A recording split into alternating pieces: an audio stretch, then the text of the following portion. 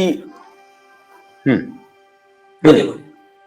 ये अभी हम एक सवाल पूछ रहे हैं आपसे, अभी कुछ डिस्टरबेंस हो रहे हैं, ये कि अगर मान लीजिए कि वो वैक्सीन लेने के बाद किसी को एडवर्स इफेक्ट होता है, तो इंश्योरेंस कंपनियां कैसे रिएक्ट कर रही हैं?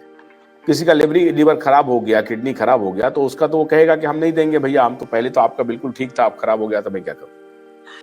नहीं, देखिए इसमें एक्चुअल में अभी तक ऐसा कोई केस आया नहीं हमारे पास, लेकिन एक फ्रेंच के एक जज ने एक वर्ड बोला था, मतलब इंश्योरेंस कंपनी ने क्या बोला था कि तो जो जिन्होंने इंश्योरेंस मांगा तो कंपनी ने कहा कि जब वैक्सीन का one of the side effect death है, ये मालूम होते हुए अगर वो आदमी वैक्सीन ले रहा है, तो ऐसे में वो तो सुसाइड हो गया ना, उसमें we are not bound to pay the compensation.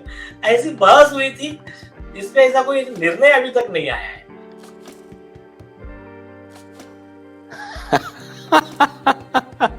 तो ये बात निजी कंपनियों को बताना पड़ेगा ना कि भाई तुम जो जबरदस्ती बच्चों को बोल रहे हो कि वैक्सीन लेकर के आओ या सर्टिफिकेट लेकर के आओ, और अगर कुछ बात हो जाती है तो उसको कंपनसेशन भी नहीं मिलेगा, क्योंकि वो वैक्सीन कंपनी तो कह देगी कि मैंने तो नहीं लिखा था कि जबरदस्ती ले लो। अब अगर कोई अथॉरिटी आपको जबरदस्ती दिलवा रही है, उसे मेरा क्या जाता है, अथॉरिटी को पकड़ो, ये कह करके तो वैक्सीन कंपनियां भाग जाएगी। और इंश्योरेंस कंपनियां कह रही है तो सुसाइड है, जब तुमको पता है उससे डेथ हो सकती है फिर भी तुम ले रहे हो, मतलब तुम तो सुसाइड कर रहे हो, उसमें हम क्यों कॉम्पेंसेशन दें? मतलब हमारे देश की सरकार, हमारी जो देश की सरकार है और राज्य की सरकार है, इन सारे मुद्दों पर उनकी कोई नजर नहीं है, और उसके बाद भी हमारे देश के प्रधानमंत्री रोज प्रचार कर रहे हैं कि लोग मिस इन्फॉर्मेशन फैला रहे हैं, झूठ फैला रहे हैं। तो क्या क्या बोलते हैं हमारे प्रधानमंत्री, मैं हैरान हूं। और बड़ी उम्मीद के साथ हमारे देश के प्रधानमंत्री को लोगों ने चुना था, दोबारा उनको चुन करके भेजा है, और इतनी बड़ी बात पर वो क्यों मौन हैं, क्यों इस तरह की घटनाएं होने वो दे रहे हैं? सुप्रीम कोर्ट के आदेश का उल्लंघन हो रहा है।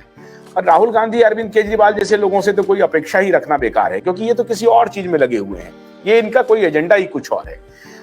एक तो नीलेश जी, मैं आपसे फिर आज आग्रह कर रहा हूं कि कोर्ट में जो लड़ाई लड़ रहे हैं वो तो लड़ना ही चाहिए, लेकिन ऐसे जो बच्चे हम लोगों को अब संपर्क कर रहे हैं, मुझे सीधा फोन करते हैं, मुझे एसएमएस देते हैं, प्रकाश जी को अभी इन्होंने मैसेज भेजा था और आपको भी संपर्क कर रहे होंगे, उन बच्चों के लिए हम लोग क्या कर सकते हैं? क्या तरीका हो सकता है? क्या अमेरिकन इंडिया मूवमेंट क्या कर सकती है? क्या अमेरिकन इंडिया मूवमेंट का जो कॉन्टैक्ट नंबर है या मेल है उसके ऊपर वो संपर्क करें? एक काम और कर सकते हैं कि मैंने तो अभी संपर्क किया, जिन बच्चों को ये इंटरव्यू के लिए लिखा गया था मैंने उनसे भी फोन किया, लेकिन वो डर गए, बोले कि सर मैं कभी जाऊंगा तो मेरा कहीं नाम आ जाएगा तो मैं तो नहीं आऊंगा, अपीयर नहीं होऊंगा आपके शो पे, लोग मुझे नौकरी नहीं देंगे।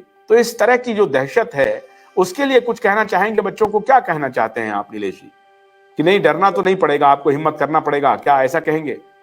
देखिए पहली चीज, देखिए हर एक में उसमें वो क्षमता नहीं होती। कई बेचारे ऐसे सोचते जाने तो भाई मेरा ब्रेड एंड बटर, मुझे फैमिली की जिम्मेदारी, मैं इकलौता हूँ, ऐसे लोगों ने ठीक है ऐसे, लेकिन ये बात वो समझ ले, evil tolerated is evil propagated. अन्याय को सहना ये जुल्म को बढ़ावा देता है। दूसरी चीज, समाज में जो लोग नहीं लड़ सकते तो उनके लिए जो लोग कैपेबल है उन लोगों ने लड़ना चाहिए। ये एकदम कॉमन प्रिंसिपल है, और आपको तो ये तो मतलब कुरान में भी ये बात लिखी है कि ऊपर वाला तुमको मरने के बाद तुम्हारे सर के बाल पकड़ कर ये पूछेगा कि जब वो लोग बेचारे पीड़ित, उन पर अन्याय हो रहा था तो तब तुमने उनकी मदद क्यों नहीं की?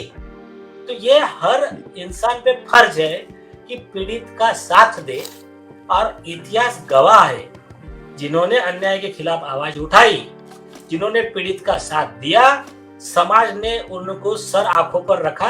आपको बेस्ट एग्जांपल देखना है तो आप डॉक्टर बाबा साहेब आम्बेडकर जी का देख लीजिए। उन्होंने दलित शोषितों के लिए आवाज उठाई।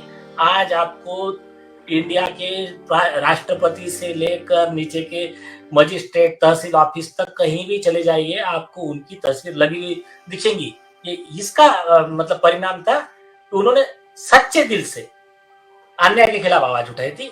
ये इन लोगों की तरह नहीं जो प्रोपेगेंडा शो करते हैं कि हम तुम्हारे लिए काम कर रहे हैं, लेकिन उनके स्वार्थ होते हैं बाबा साहेब आम्बेडकर का कोई स्वार्थ नहीं था, उनका एक ही था कि अन्याय मैंने सहा, दूसरा कोई ना सहे।